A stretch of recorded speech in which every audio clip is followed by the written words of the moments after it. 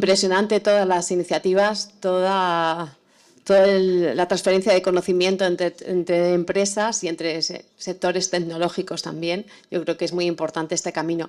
Vamos ahora con una mesa que yo conozco a gran parte de los integrantes de ella, que solo produce ilusión.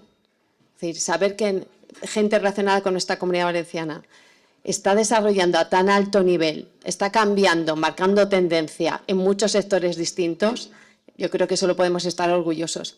Va a moderar la mesa, esta mesa redonda se llama Claves para navegar la incertidumbre, la visión de los innovadores. Ellos son los que han asumido mucho riesgo.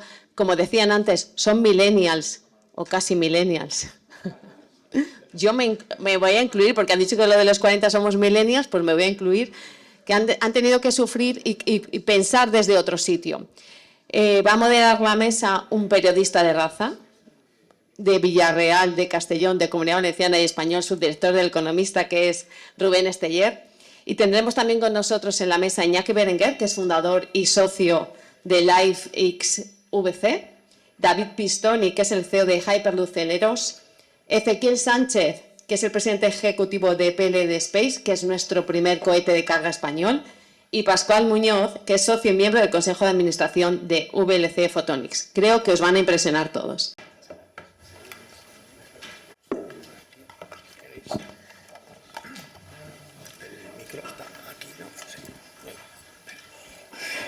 Bueno, como ya nos han presentado, yo creo que íbamos un poquito ajustados de tiempo, nos ahorramos los agradecimientos, ya os dais todo el mundo por agradecido, por felicitado y por dar la enhorabuena. Y nada, bueno, el entorno de incertidumbre yo creo que es evidente en estos momentos. A la gente que se dedica al marketing les gusta llamarlo entorno VUCA, seguro que en esta mesa lo han escuchado muchísimas veces, ¿no? Por lo de volatilidad, incertidumbre, complejidad y ambigüedad. Creo que la situación actual refleja perfectamente estos 4 puntos, ¿no? Por el COVID, en fin, hemos estado comentando toda la mañana, ¿no? COVID, guerra de Ucrania, situación de precios, inestabilidad financiera, podría seguir, pero no quiero desanimar a nadie. Así que, bueno, si les parece, comenzamos por Iñaki Berenguer y lo que os pediría es una foto rápida, ya que no tenemos mucho tiempo, de qué hacen vuestras compañías y por qué decidisteis emprender. Bueno, soy Iñaki Berenguer, gracias por la invitación, soy de Muro de Alcoy, de Alicante.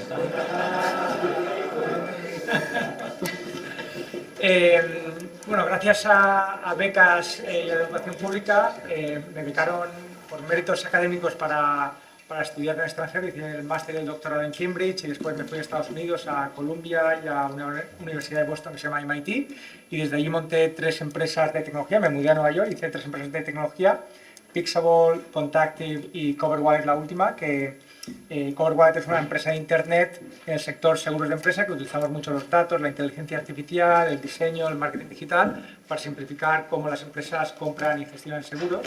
Y el año pasado acabamos con 600 empleados, de los cuales 400 están en Estados Unidos y 200 aquí en España, que aquí en Madrid eran un poco más de 100 personas y en Valencia ahora hay como 50 personas.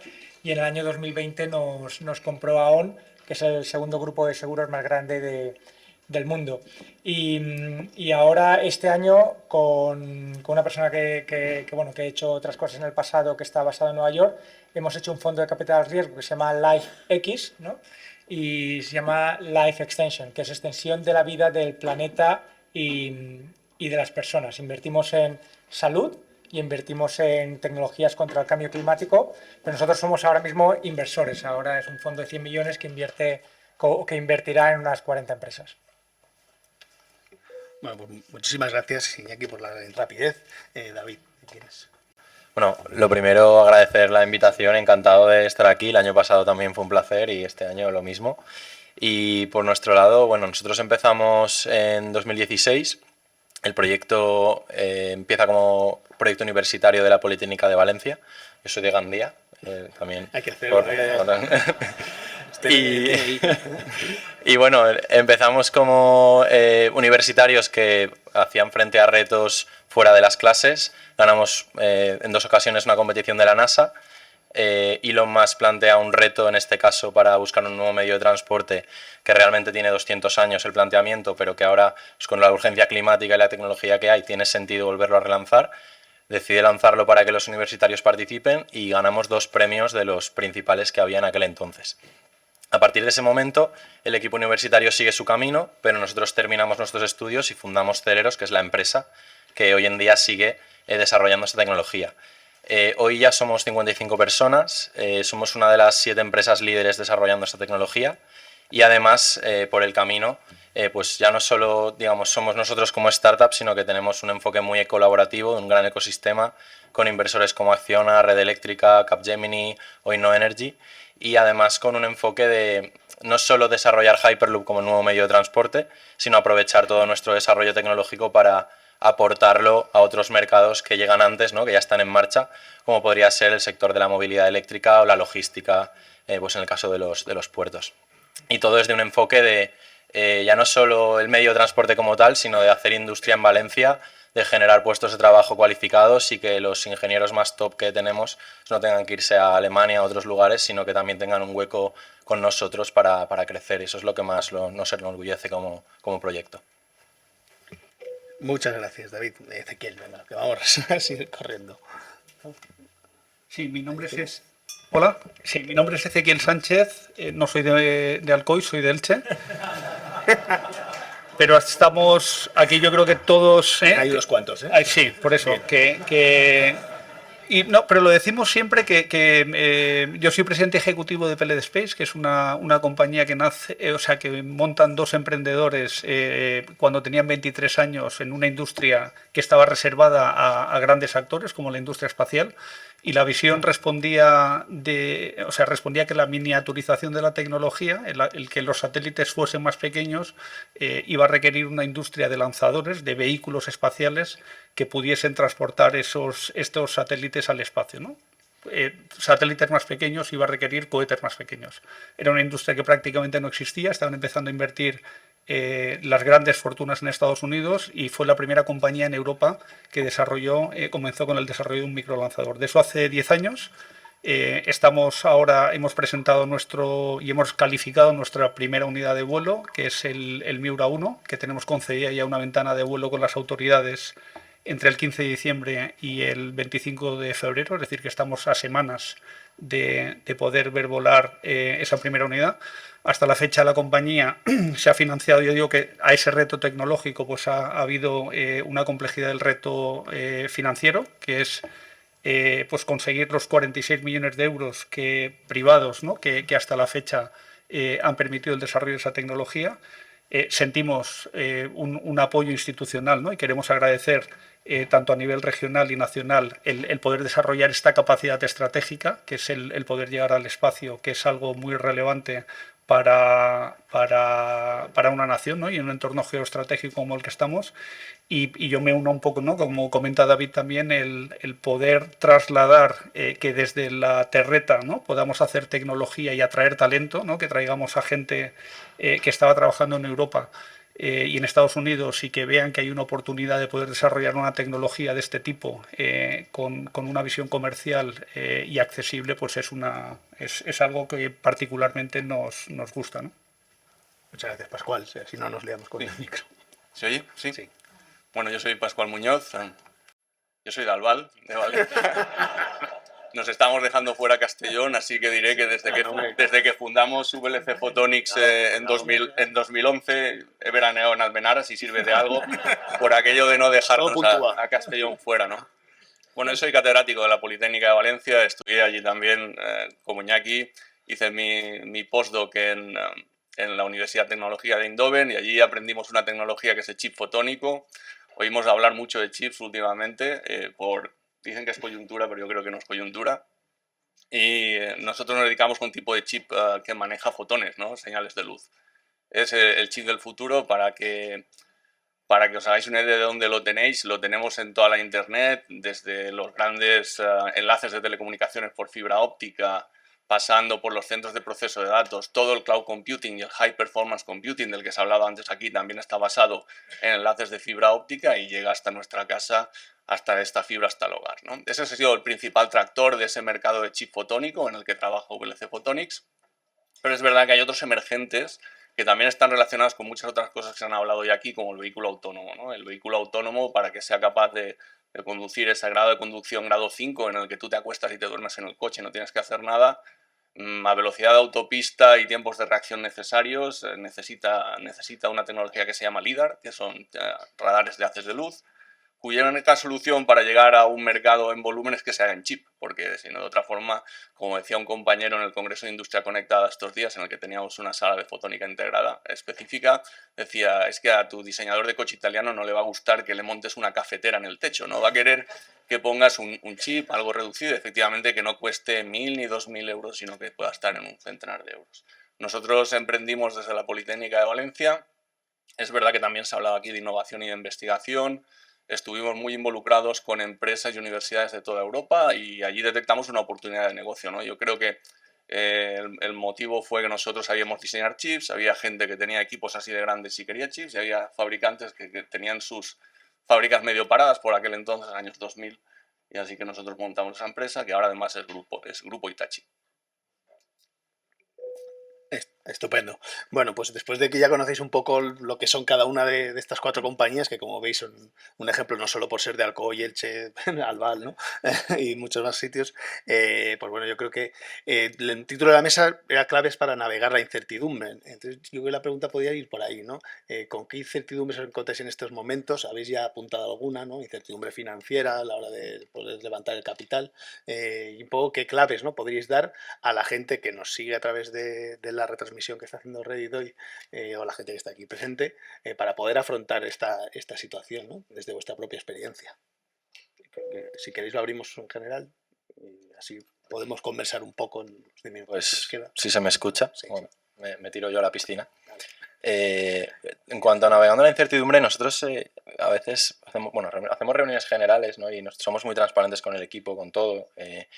Y hay un meme, ¿no? que nos gusta mucho, que es que básicamente plantea que estás construyendo el avión, o sea, estás volando en el avión mientras le pones las alas, ¿no? Y de alguna forma, cuando estás en un proyecto de innovación en un formato como el nuestro, no puedes tener todo planificado, confirmarlo y entonces ejecutarlo. O sea, tú estás en marcha, validando, troceas tu proyecto, por ejemplo, con la estrategia de los TRLs que planteó la NASA ya hace mucho tiempo. TRL1 es tengo una idea, TRL9 ya tengo el producto listo, industrializado, etc. Y vas faseando y consiguiendo la financiación para conseguir una serie de hitos. Y cada uno de esos tramos tienes que confirmar y demostrar que has avanzado, cómo lo has hecho, y definir esos próximos hitos para que tanto el sector público como privado que quieran apoyar este proyecto pues te den ese apoyo que requieres, ¿no? Y en ese aspecto nosotros, por ejemplo, lo que vemos es que es un proyecto a largo plazo, no es un proyecto de startup a los que estamos más habituados, aunque justamente en esta mesa, ¿no? es un poco atípica y estoy muy a gusto también, ¿no? en ese aspecto. Es un proyecto de hardware, entonces creo que en España el formato de startup digital todos lo conocemos y está mucho más rodado, ¿no? Hay muchos más caminos, más estandarizados, si me apuras. En cuanto a hardware, estamos inventándonos el camino a seguir y cada uno de los proyectos es diferente. Entonces, en nuestro caso, la suerte que tenemos es que España es líder en infraestructuras y en sector ferroviario en todo el mundo, nos apoyamos en eso, pero luego nos falta esos pasos que damos para crecer y consolidarnos. Pues ahora estamos en ese TRL 4 o 5, ¿no? que es el que empieza a dar más miedo porque es muy caro, pero aún no está todo aterrizado, y ahí es donde ahora tenemos que empujar y es el principal reto, yo creo, combinar la incertidumbre que aún tienes, tecnología, incluso de regulación, con la dificultad de conseguir esa financiación. Yo diría que es nuestro principal reto. Sí, a mí me gustaría destacar que... Hola, sí, me gustaría destacar también, apuntando un poco sobre lo que decía David, ¿no? Muchas veces recuerdo el equipo de lanzamiento en el banco de pruebas en Teruel cuando está calificando el motor y le tiene que dar al botón en un momento determinado, que es la primera vez que está haciendo eso, ¿no? Y que está cargado de propelente, que tiene combustible, que tiene una dificultad inherente, y somos muy conscientes. A nosotros la tecnología decimos que es el menor de los riesgos que vemos, ¿no? Lo que le suele preocupar al inversor financiero, que es el desarrollo de la tecnología, estamos invirtiendo todo ese dinero en conseguir reducir, ¿no? Cuanto más pruebas y más test, más eres capaz de poder pasar en ese TRL y avanzar hacia el mercado, ¿no? Pero es cierto que estás haciendo cosas por primera vez, ¿no? Entonces y todo el equipo lo está haciendo por primera vez porque no lo ha hecho nadie en Europa, y no puedes encontrar a gente, no hay ningún manual, y yo creo que requiere de un coraje y de una valentía para poder desarrollarlo y ser conscientes también, ¿no? de qué es lo que implica cuando el coste no es que te salga un poquito más caro el coste de captación, o sea, o el error no es que te salga más caro el coste de captación del cliente, ¿no? O que palmes X euros en una determinada desarrollo, ¿no? Sino que tiene unas implicaciones muy relevantes, ¿no? Lo que es esa tecnología. Ahí yo creo que eso es algo, el romper un poco las probabilidades, el que ir contra esa probabilidad de qué es lo que puede ocurrir y mediante trabajo, mediante esfuerzo, determinación, ¿no? Y solemos decir que somos muy cabezones, ¿no? Que nos encontramos la primera, la segunda y la tercera dificultad, pero si las vences, ¿no? Y si insistes, pues al final lo que estamos viendo es que estamos avanzando, ¿no? Cada vez se vuelve más complicado, pero yo creo que estamos cambiando ese mito de que las empresas del norte de Europa iban por delante, ¿no? En este caso, y lo queremos decir así, es decir, sentimos que estamos liderando esa industria en Europa y lo decimos con la boca pequeña, o sea, porque requiere la financiación para poder continuar, ¿no? O sea, que siempre estamos un poco como avanzando con la financiación y nos permite avanzar con el desarrollo tecnológico, ¿no? Y esto yo creo que es lo que en ese avance del TRL, pues al final es una constante en la innovación, ¿no? El ir haciendo esas cosas. Yo creo que también las empresas que están innovando asumen riesgos, ¿no? Porque normalmente una empresa que innove lo que identifica es una necesidad que tienen los clientes, que pueden ser empresas o pueden ser personas, necesidades que no existían antes o que nadie las está cubriendo. Y bueno, hay un emprendedor o un equipo lo suficientemente ingenuo y ambicioso y optimista pensando que con su solución va a cubrir esa necesidad, pero cuando empiezas no tienes nada, ¿no? Y no sabes si hay otro en otro país del mundo haciendo una solución que va a acabar siendo mejor que la tuya, o el precio con el que vas a ser capaz de proveer ese servicio no va a ser un precio que el cliente esté dispuesto a pagar, o cómo llegas al cliente en los canales de marketing, pues no era tan fácil como tú pensabas, y desde que tú tienes la idea hasta que la llevas al mercado pasa mucho tiempo. Y aunque los emprendedores tengan que ser ingenuos y optimistas, yo creo que también tienen que saber muy bien leer el contexto donde están, ¿no? Yo creo que venimos de unos años donde había tipos de interés ceros, donde si tú tenías una idea ambiciosa, con una visión muy clara de dónde querías llegar, había muchos inversores que te daban mucho dinero para probar cosas durante los próximos 7 o 10 años, y dentro de 7 años ya veríamos si te ha funcionado o no. Yo creo que los próximos 3 años, incluido este año, o sea, 2022, 23, 24, van a ser más complicados y no va a haber tantos fondos para gente que quiere hacer cosas que se van a demostrar si funcionan o no funcionan a 7 años. Entonces yo creo que también para navegar la incertidumbre, más allá de ser ingenuo y naif, que todos los emprendedores tenemos que ser ingenuos y naifs, porque si no, no te meterías en estos líos, también tienes que ser un poco consciente de la situación macro que está pasando. Y la forma de crear empresas en los últimos 10 años con tipos de interés cero, donde a ti te iban a dar mucho dinero y entonces no tenías que preocuparte de la rentabilidad de una empresa, solamente si ibas a conseguir ingresos, y después ya a futuro ya pensarías en la rentabilidad. Yo creo que esto va a cambiar y los emprendedores van a pensar en el crecimiento, pero también en la rentabilidad. Sí. ¿Ahora? Sí. Bueno, pues en nuestro caso, la verdad es que la mayor incertidumbre que tenemos recientemente es en el tema de la fabricación de los microchips, obviamente, como está en todas las noticias. Es decir, no es una cosa exclusiva de la microelectrónica, es también para la fotónica.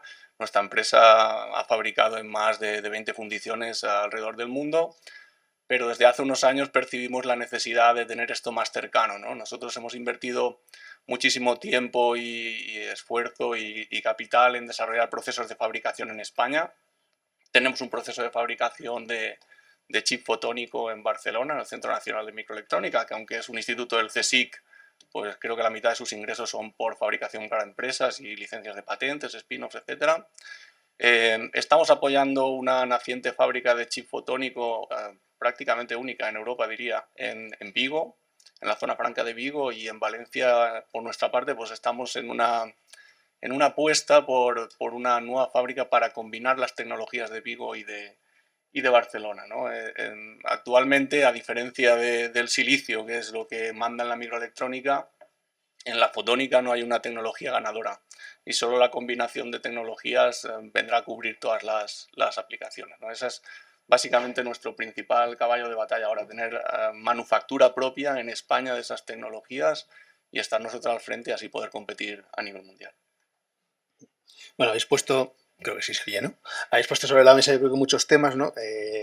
Me ha sorprendido un poco lo de la falta de liquidez, ¿no? que ves en el mercado para proyectos de inversión a largo plazo, ¿no? Esos 7 años, pero quizá el modelo de Estados Unidos es un modelo distinto al europeo, ¿no? En muchos de los casos porque es más tolerado el fracaso, ¿no? Siempre hemos comentado que en Estados Unidos es más tolerado el fracaso que en Europa, ¿no? No sé si esa parte creéis que en vuestros casos puede, no sé, tener algún tipo de repercusión, os va a incrementar los costes, que puede ser un problema final para ese desarrollo industrial en el corto plazo, y se necesita un poco más apoyo público, ¿no? En un momento en el que, bueno, pues vemos que los fondos europeos llegan, pero lento, muy lento, ¿no? Entonces, no sé si son suficientes o no. Con perdón, pero vamos, habría que decirlo.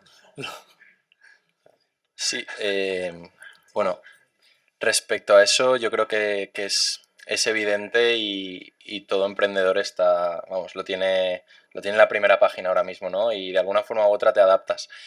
Yo creo que por nuestra parte, por ejemplo, lo que estamos haciendo es intensificar más esa diversificación que ya teníamos en marcha, que quizá en otro contexto le habríamos dado pues, un segundo plano, ¿no? O podría ser más oportunista. En este caso ya es prioridad. Y por otro lado, también el tipo de inversor que buscamos y el acceso a la financiación también lo adaptas en función de qué perfiles crees que en el momento actual son más proclives o hay más posibilidades, ¿no? A que inviertan en un proyecto como el tuyo. Y luego también creo que sí que es algo que ya no es solo nosotros, sino a nivel de comprensión general, ¿no? Como país o como región, que es que al final la diferencia... Al final en digitalización estás optimizando lo que ya tienes, ¿no? Estás poniendo una capa de mejora, estás aprovechando al máximo y mejorando lo que ya tienes internamente, ¿no? Y tienes creado, pero eso te posiciona a lo mejor en los 5 próximos años, en los 10 próximos años, pero en las nuevas industrias que tienen esos tiempos más largos, pero que luego realmente también son las que te posicionan en los próximos 20, si no apuestas por esas industrias más de largo plazo, no vas a estar, tendrás que comprarlas fuera. Entonces también si hay ese entendimiento de que estratégicamente un país o una región quiere posicionarse a futuro, también hay que apostar, ya no solo a nivel de startup, sino pues, tenemos los centros tecnológicos, las corporaciones que apuesten también por esos tipos de proyectos de I+D fuera de lo que ya funciona. Desde luego que es un riesgo, y todos los que estamos en esta mesa, el riesgo de alguna forma nos tiene que gustar, si no, no estaríamos aquí, pero siempre medido, pero entendiendo el por qué hay que arriesgar, y es al final pensando en ese largo plazo que no se consigue apostando solo a rojo o a negro. A veces hay que ponerla en el 15, por decirlo así, un poco a lo bruto en modo ruleta, ¿no? Pero estadísticamente sería un poco el concepto. Sí, en nuestro caso... Hola. Sí, en nuestro caso yo creo que somos una empresa de hardware también, estamos desarrollando tecnología en un sector industrial, no han existido tradicionalmente fondos de capital riesgo o digamos que como tipo de inversor, pues hasta que no estás con un nivel de ingresos que en periodos, ¿no? o en proyectos tecnológicos que tienen periodos de desarrollo largos, nosotros decimos que nos parecemos más a una biotecnología que a un proyecto industrial, ¿no? Es decir, estar durante mucho tiempo desarrollando la tecnología y luego durante mucho tiempo explotándola, ¿no? Como ocurre con una molécula o un fármaco. Pero yo creo que eso también son unas barreras de entrada que resulta muy atractivo, ¿no? para corporates o para empresas, que esa dificultad, ¿no? que tiene el propio proceso de innovación te permite poder llegar a entrar dentro de un mercado que estaba reservado a grandes empresas, ¿no? Ahí es donde yo creo que sí que existe una oportunidad, es decir, tanto entre lo que son... ha habido para mí un falso debate entre el New Space, ¿no? Estas nuevas empresas que están apareciendo más pequeñas, más ágiles.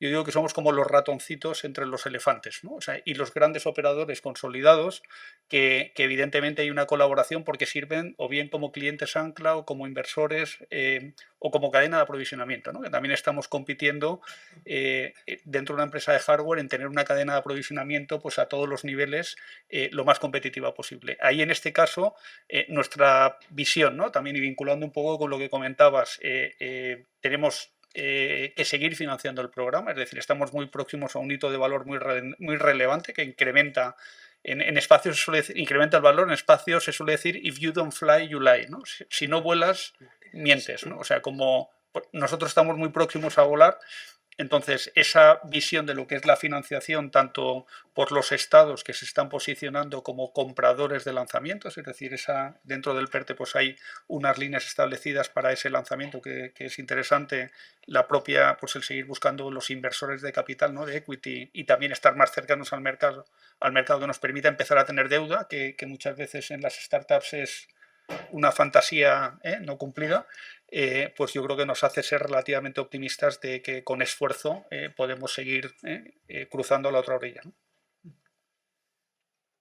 Un par de puntos que me gustaría comentar. Uno, lo del fracaso, ¿no? Si está aceptado o no está aceptado en Estados Unidos o en España. Yo creo que en los dos sitios está aceptado, ¿no? Porque una empresa puede fracasar por muchas razones, ¿no? Puede ser que te ha salido un competidor que hace las cosas mejor, o porque hay un cambio de regulación, o que ha salido una tecnología mejor y lo que tú estabas desarrollando, pues al final no era la apuesta correcta. Y ahí, si fracasas, pues te dan otra oportunidad, tanto aquí como allí. Otra cosa es que fracases por temas de ética, de integridad, de mentir, de fraude, y ahí no te dan ninguna oportunidad, ni allí ni aquí, ¿no? Y yo creo que eso a veces la gente malentiende que por qué te dan una segunda oportunidad aunque fracases, ¿no? Es la razón por la que has fracasado.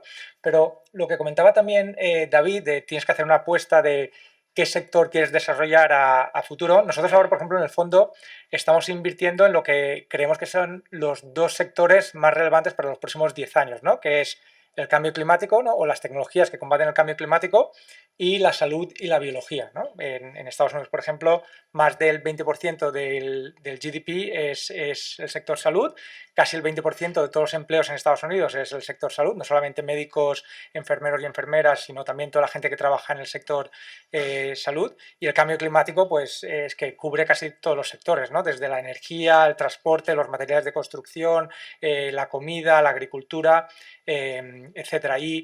Y cuando tú apuestas por un sector, lo que también consigues es un efecto multiplicador, ¿no? Y dices, bueno, ¿yo qué sectores quiero tener aquí? Un caso muy bueno es el caso de Cover Wallet, ¿no? Pues una empresa que solo lleva 8 años, es que de los 600 personas que han pasado por allí, o bueno, han pasado más, han salido ya 30 emprendedores que acaban haciendo cosas parecidas, ¿no? Es que una vicepresidente de Cover Wallet pues ha montado una empresa de pagos para el sector seguros. Nosotros hacíamos seguros de empresa, pues otro vicepresidente ha salido y ha hecho una empresa de seguros de vida. O sea, como que al final hay un efecto multiplicador que cuando vas dejando pasar el tiempo, gente que ha estado en una empresa acaba montando otra empresa 8 años más tarde, 10 años más tarde en el mismo sector, y hay un efecto multiplicador. Otro caso muy bueno es en Valencia.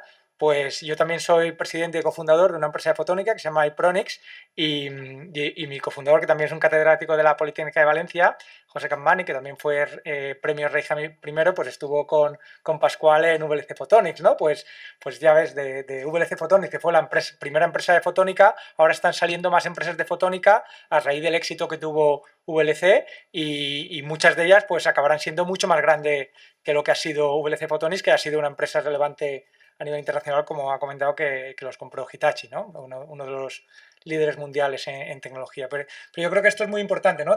Pensar también a medio plazo qué tipo de sectores, por qué tipo de sectores quieres apostar, porque después eventualmente habrá un efecto multiplicador. Creo que tu pregunta original iba sobre la inversión pública, ¿no? Sí, pero Sí. como ves han pasado todos como si No, yo creo que ha ido derivando y tal. Yo lo que pasa es que me he quedado un poco anclado ahí, ¿no? Y sí, a ver, yo pienso que es muy necesaria, es verdad que lo que comenta Ezequiel de la importancia del capital privado, pero en la parte pública es súper importante en proyectos que son intensivos en CAPEX. Nosotros estamos hablando, por ejemplo, ahora de montar fábricas de microchips. No estamos hablando de los miles de millones de la microelectrónica, a lo mejor estamos hablando de proyectos de cientos de millones, pero claro, pues es un CAPEX importante, ¿no? Y sin la participación del sector público son proyectos prácticamente inabordables, ¿no? Entonces, sector público, sociotecnológico, posibles futuros clientes y a tirar. Y creo que sí que lo podemos hacer aquí en España. Bueno, a ver, ahora sí. Nos quedamos con ganas de más, pero hay que cumplir un poco el calendario y para dejar tiempo a la siguiente mesa y que no coincida con el cierre de la clausura, pues tenemos que dejarlo aquí. Muchísimas gracias a todos. Yo la verdad es que me quedo con muchas ganas de preguntaros muchas más cosas, además de cada una de vuestras empresas, pero ya lo haremos fuera. Muchas gracias.